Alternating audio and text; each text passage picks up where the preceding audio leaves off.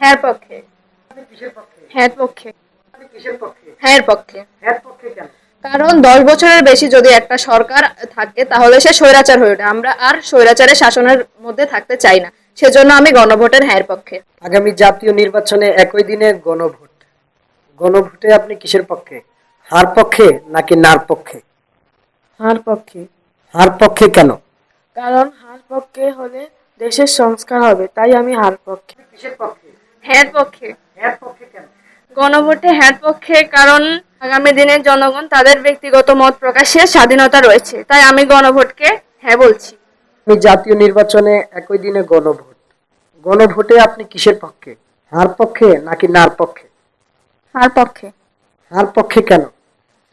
কারণ বিগত বছরগুলোতে যে সরকারগুলো ছিল তারা আমাদের বাক স্বাধীনতা সহ মৌলিক অধিকার কেড়ে নিয়েছিল।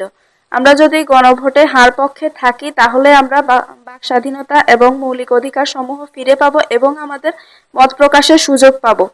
তাই আমি দেশের একজন সচেতন নাগরিক হিসেবে গণভোটে হার পক্ষে।